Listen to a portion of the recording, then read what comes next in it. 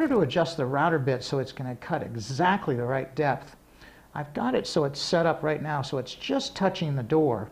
And I'm going to take these two pieces of scrap, the pieces that I cut off the multi-lock, and this is the top plate, and this is that bottom traveling linkage. I'm going to set them on top of this turret here, right on top of the turret, and then drop the stop on top of them, and then lift that stop up just a little bit, and that'll give us enough wiggle room here so this linkage will never get pinched beneath the faceplate.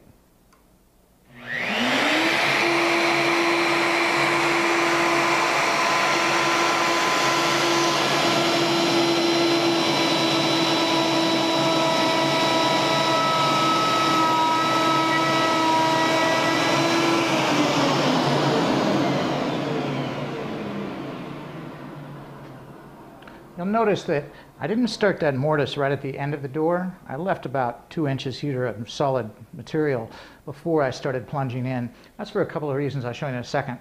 And there is some sawdust left here. It's not picking it all up. If you take the machine and you back it up,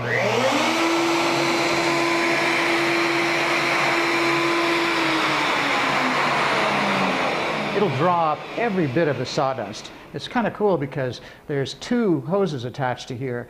There's the smaller hose that I'm using in this port here at the front of the fence, and then I'm using the larger diameter hose right on the tool itself. So it's in a really effective dust collection system.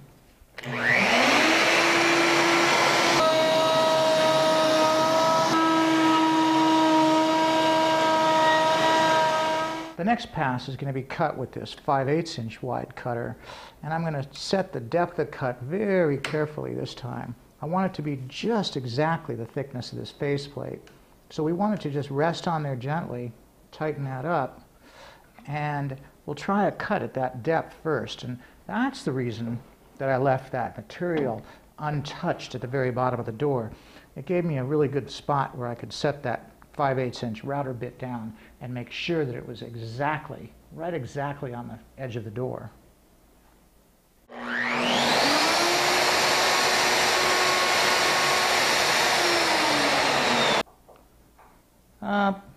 That's a little too deep. I think I'll back that router off just a hair and try it again.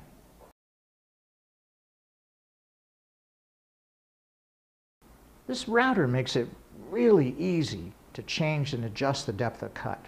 At the top of the post right here, there's an adjustment, a depth of cut adjustment. You can hear this click. Hear it click?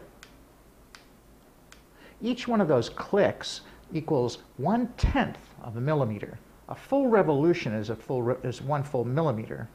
A millimeter is somewhere around a 32nd of an inch.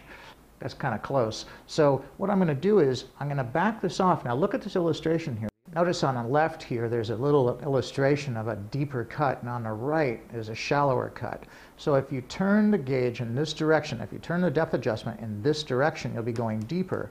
And if you turn in this direction, you'll be making a shallower adjustment. You'll be cutting shallower. Now this might seem backwards because as you turn this and you watch the post here on the bottom of the turret moving up and down too, and as it moves up you'll think, oh my goodness, I'm not going to be going as deep. Actually, it's exactly the opposite. The further up you bring this stop, the deeper you're going to go when you plunge the router back down into the workpiece. So follow the illustration. Don't think about this.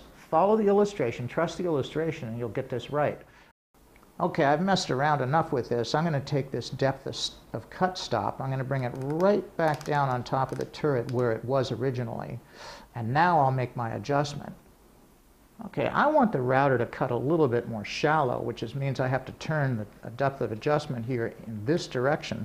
If I do, though, it's going to come into contact even stronger with this turret stop. So what I'm going to do is I'm going to release the router, let it come up just a little bit, and then I'm going to turn 1 click in that direction, and now I'm all set to cut.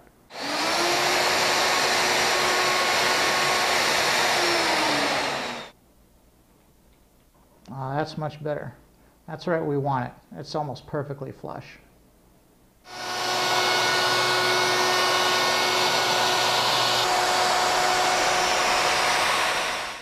Okay, now we've got this second mortise run, so we've got it deep enough so it'll just accept the thickness of the faceplate. We got to cut this mortise down deeper though for the box, the body around this slide bolt. And I've got a piece of bar stock here that's 3/8 of an inch thick, and it's almost exactly the thickness of that box, just a hair proud, just on the very bottom here. So when I set up this router, I'm going to make it so it cuts just a bit tight. I'm going to set it up real tight on this bar stock, so it'll cut slightly less than the thickness of that 3/8 stock. This is the original position the turret was in, and we've got it up against the stop here. And what I'll do is I'll loosen this up, pick up the depth stop, drop it on top of this bar stock, and then pinch it down there real tight, and then tighten that up. And that way, when I pull this out, it's pretty snug. See how this pops up just a hair? When I drop down the router, I'll just make sure it just touches this stop on the turret, and then the depth of cut should be just perfect.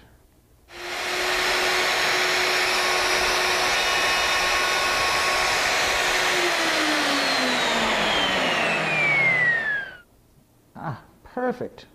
It's absolutely flush, just as the bottom of the slide bolt hits the bottom of this mortise. A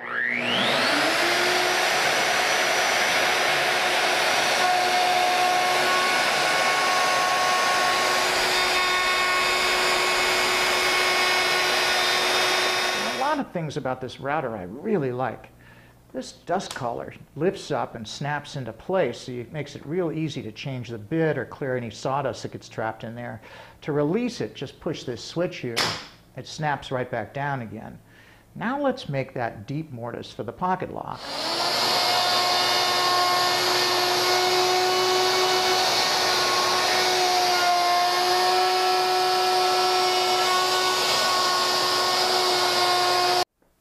All right.